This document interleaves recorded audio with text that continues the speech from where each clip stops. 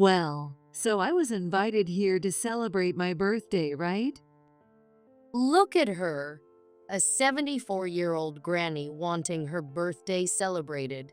Hilarious. Seeing my confusion, my daughter-in-law burst into laughter so hard she nearly fell out of her chair. Wiping tears from her eyes, she continued, Actually, Zoe was selected to compete in a piano contest, so we're celebrating as a family now. I asked Mom to take us to this famous sushi place. That's why we chose this spot. But it's weird for you to be here, isn't it? Grandma, you're not my family, you know. My granddaughter's words pierced my heart. Exactly. Since you're not our family, no food for you. Oh, but don't forget to pay $1,000 for the pickles, okay? Her radiant smile didn't anger me. It filled me with emptiness. Fine, I'll handle the bill. Thanks, and make sure to head straight home. You're in the way. Listening to their cheerful voices behind me, I left the sushi restaurant. What a miserable birthday. The excitement I'd felt earlier vanished, replaced by a deep sense of despair. Unforgivable.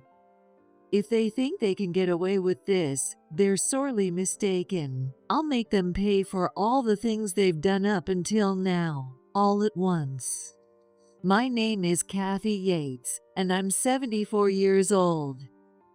I raised my only son, Kevin, to adulthood and dreamed of traveling with my husband. But just as we were about to embark on those plans, my husband was diagnosed with cancer. Despite all the treatments, he passed away. While drowning in grief, my son introduced me to his fiancée. He had met her while working closely with her at a client company, where she was an office assistant. Hi there, I'm Megan.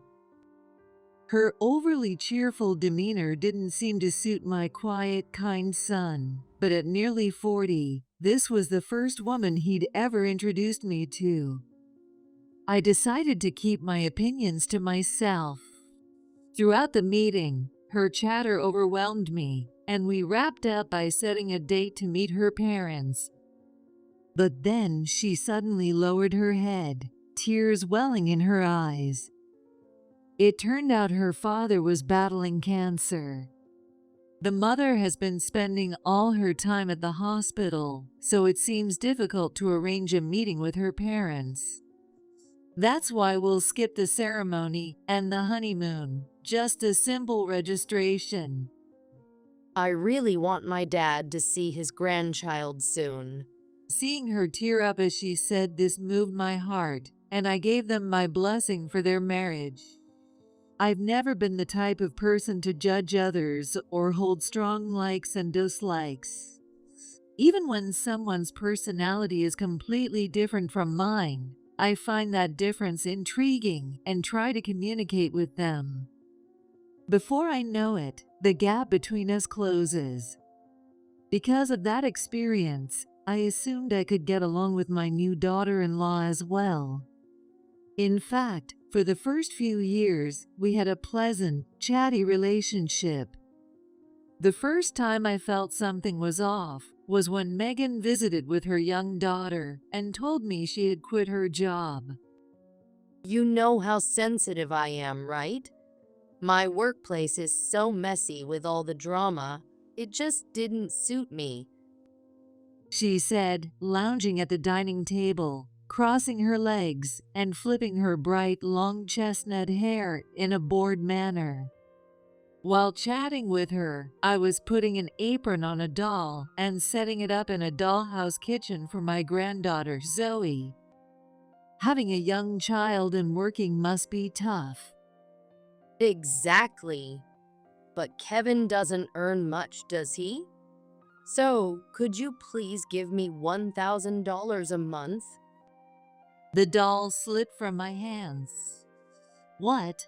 $1,000 a month? Zoe is going to need more money soon, right? It's unfair for her to live poorly just because Kevin hasn't been promoted yet. But wasn't your part-time salary $600? She pouted at my remark. The rest was for my allowance. Moms need to look good for their kids, you know. Once I find a good job, I'll start working again. It's just until then. Even though $400 seemed excessive as pocket money for a stay-at-home mom, I couldn't bear the thought of my granddaughter suffering.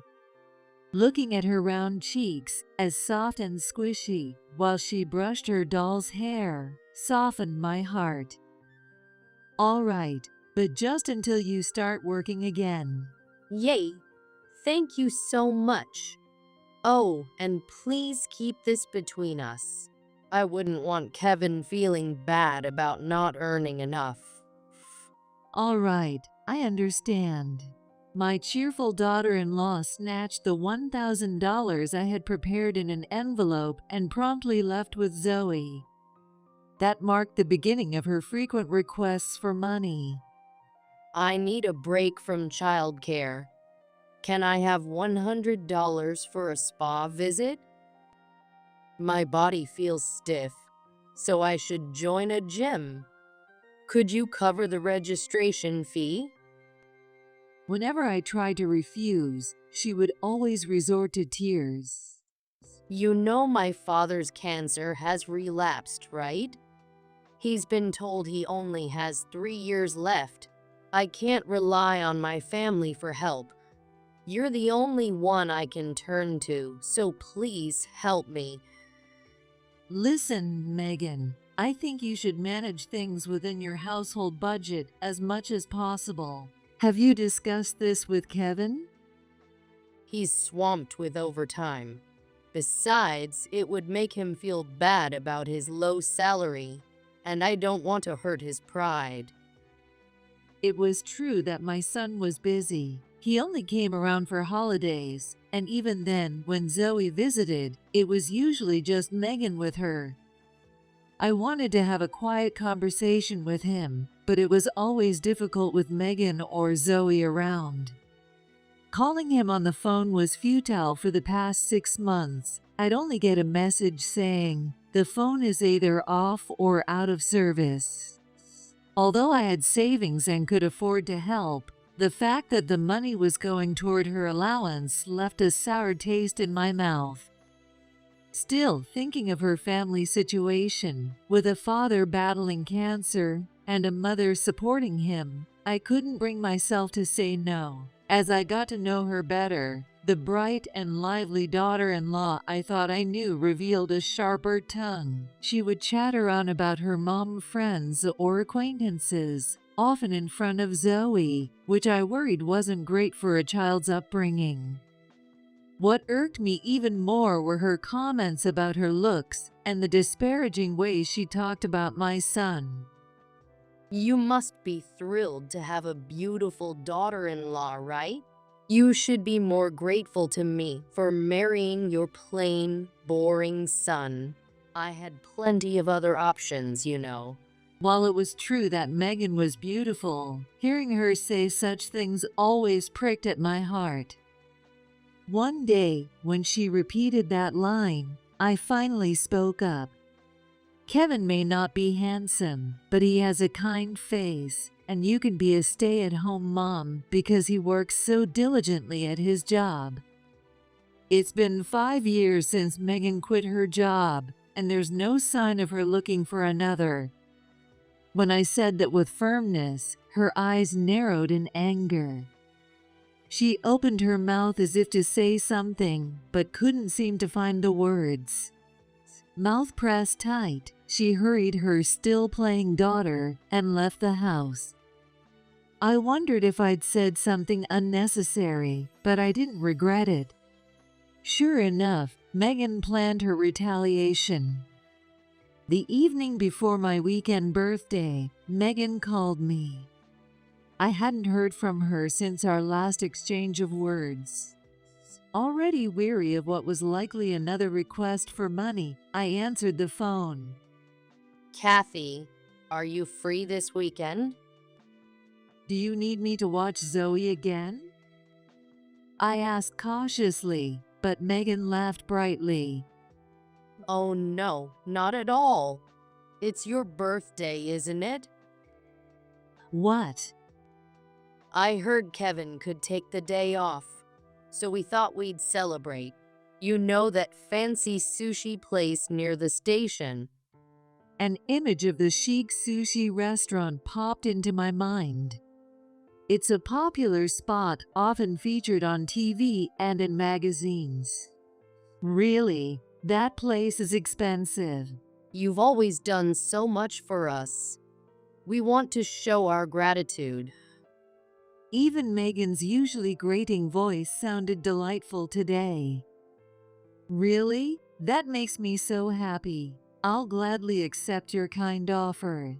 I'll make the reservation. Look forward to it. Even after hanging up, I lingered in the happiness of the moment. It felt like a dream to have my son and his wife celebrate my birthday, a day I usually spent alone. And at such a beautiful sushi restaurant I'd always wanted to visit. Excited, I eagerly counted down the days. Finally, the day arrived. 5 minutes before the scheduled time, I stepped into the upscale sushi restaurant. Pushing past the pristine white curtains, I was greeted by the chef's hearty welcome. Inside the simple yet luxurious Japanese modern interior, Megan and Zoe were already seated at the shiny L-shaped cypress counter, both absorbed in their devices, Megan on her phone, Zoe on her tablet. The space exuded sophistication, but the contrast was stark. Megan, adorned with flashy accessories and reeking of perfume and cigarettes, and Zoe, giggling at videos on her tablet, seemed completely out of place. After a while, Zoe lifted her eyes from her tablet and spoke to her mother without acknowledging me. Mom, I want the prawn. The scallops with salt and lemon and the tuna look good too. Zoe, we have a reserved course meal today. Daddy will join us later. The two seemed to be enjoying themselves, but I couldn't shake my nervousness. The last time I'd sat at a Japanese restaurant was with my late husband years ago. Though it was meant as a thank you for the financial support I gave them, celebrating my birthday in such a fancy place left me feeling more guilty than happy. In contrast, Zoe's composed demeanor as she flipped through the elegant menu struck me as unusual. She carried herself as if she were used to frequenting such high-end establishments, even at her young age. As I gazed around the elegant interior, Megan, who had been snapping photos of the counter and the restaurant, turned to me brusquely. You're good now, right? Why don't you head home? What? If you want something from here, I'll give you the ginger pickles to take home later. I hate that stuff anyway. I blinked, staring at Megan in disbelief. Wait, wasn't I invited here to celebrate my birthday? It's supposed to be a reservation for the three of us, me, you, and Zoe, right? A 74-year-old granny wanting her birthday celebrated? That's hilarious. Megan threw her head back in laughter, nearly falling out of her chair, wiping tears from her eyes as she continued. Zoe was chosen to participate in a piano contest, so we're celebrating as a family. Kevin will join us later. Zoe smiled sweetly beside her. I asked Mom to take us to this famous sushi place. That's why we chose this spot. But it's weird for you to be here, don't you think? Grandma, you're not my family, you know. My granddaughter's words pierced my heart. Exactly. Since you're just an outsider, no food for you. Oh, but make sure to pay $1,000 for the ginger pickles, okay? Megan's matter-of-fact tone didn't spark anger. It filled me with emptiness. Had they called me here just to make me pay?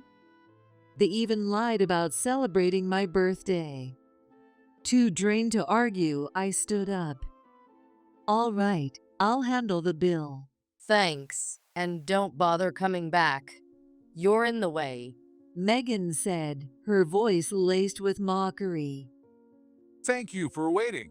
This is sea brim sashimi. Wow, looks delicious. Chef, bring your most expensive beer. As their cheerful voices echoed behind me, I left the sushi restaurant.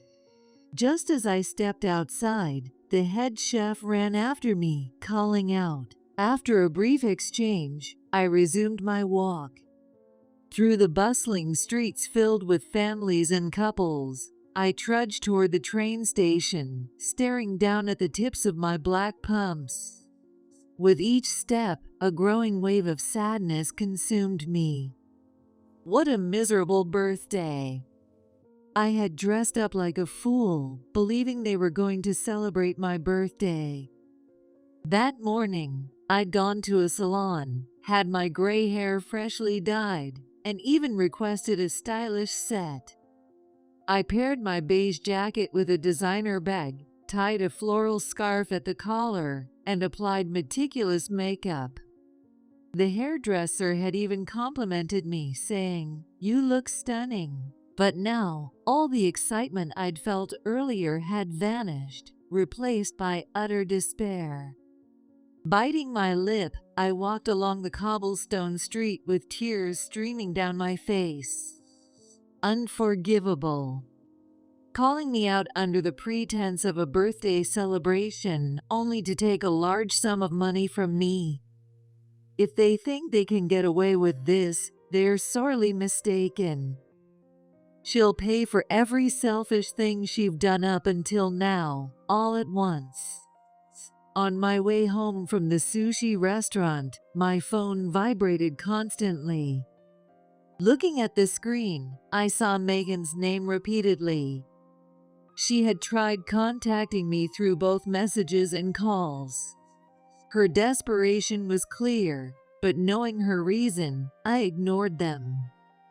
By midnight, the attempts finally subsided, only to resume at dawn with another flurry of messages and calls. By the time the count hit 100, I reluctantly answered. Why haven't you been answering? This is a disaster. Pulling the phone away from my ear, I deliberately replied in a calm, leisurely tone.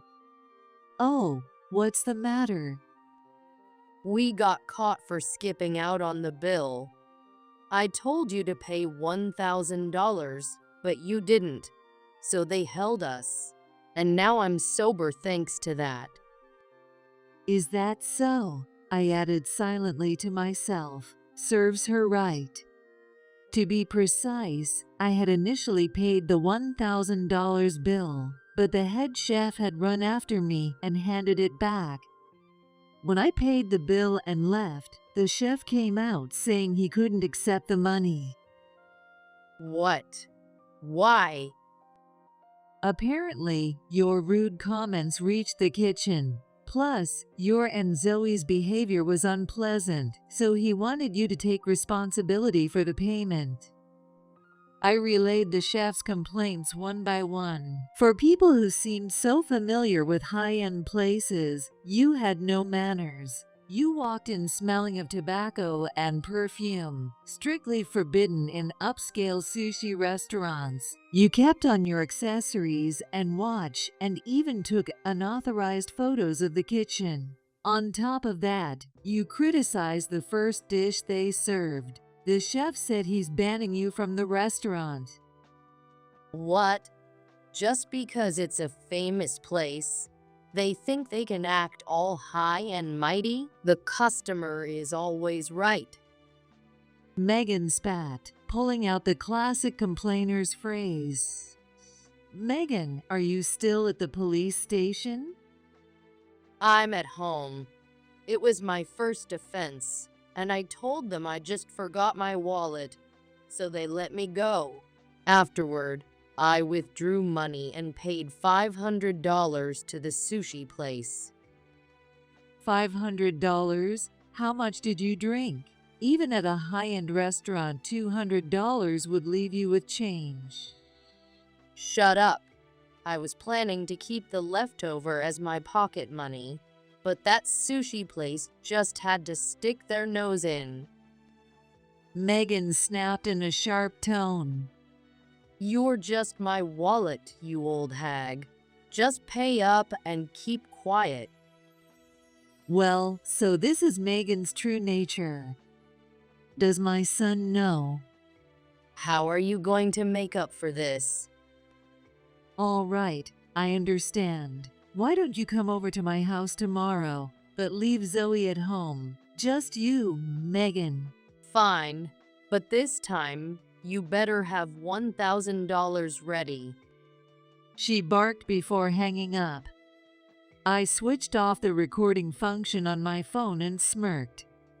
The next day, Megan's visit began with her repeatedly pressing my doorbell. As soon as I opened the door, she marched into the living room and plopped onto the couch, crossing her legs. Hand over $5,000 now.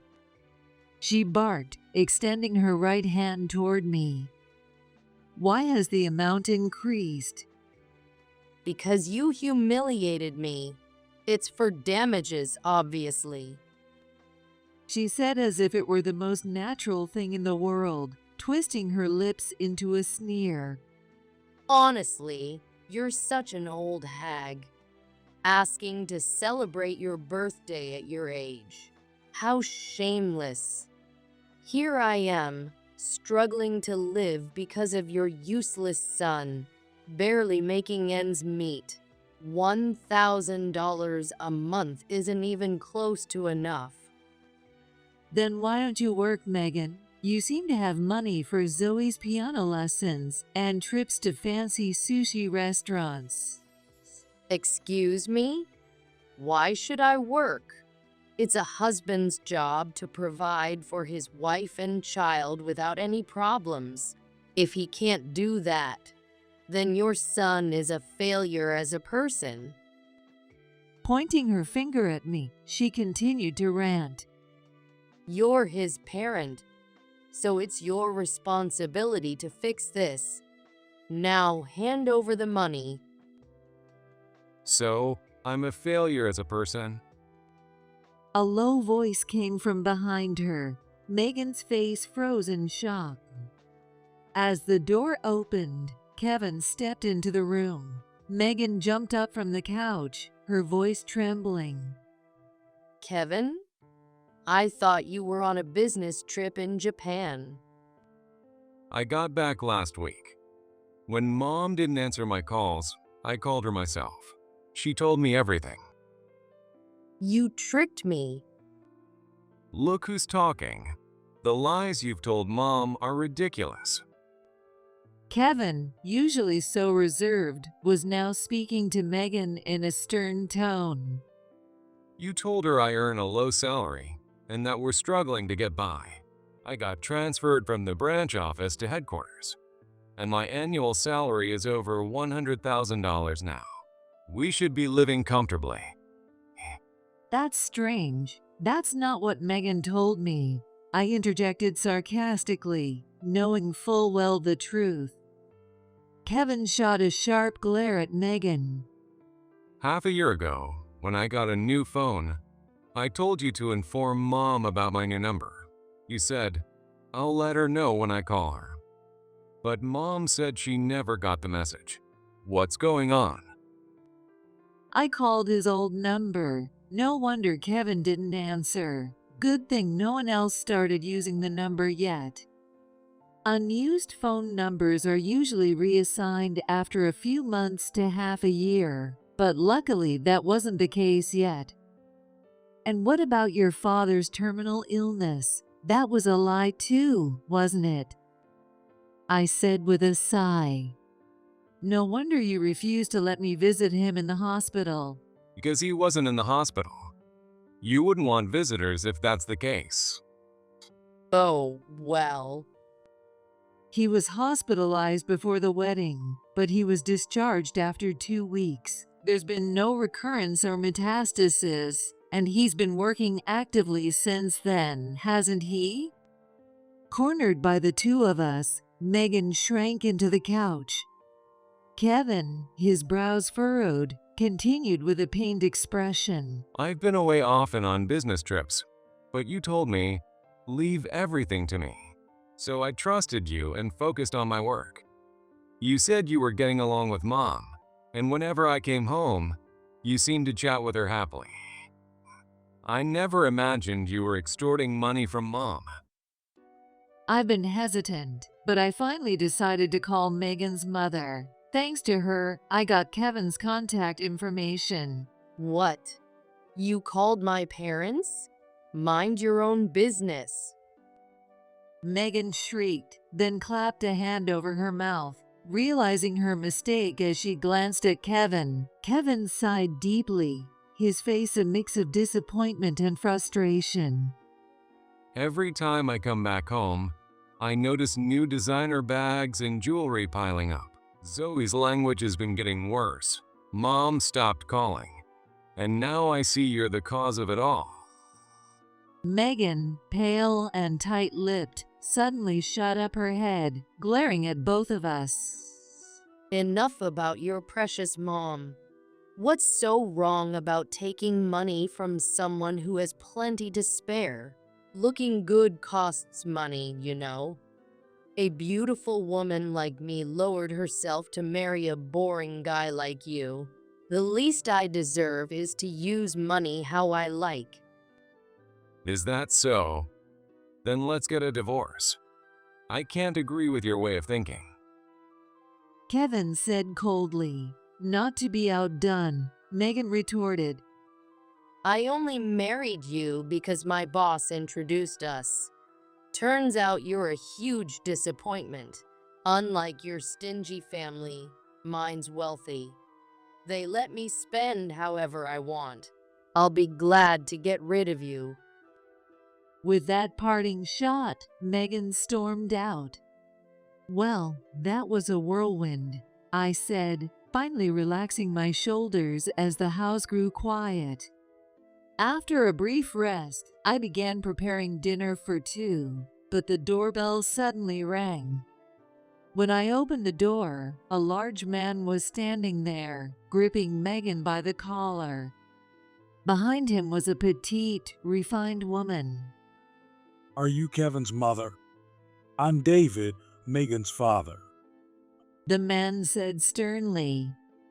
Nice to meet you. I'm Kathy, Kevin's mother. Please forgive this sudden visit. We came to apologize for our daughter's rudeness. Well, is that so? Please come in. As I guided them to the living room, Kevin appeared, his expression a mix of surprise and concern. David. Carol? What brings you here? Kevin, it's been a while. I must apologize for the trouble our daughter has caused. We're here to make amends.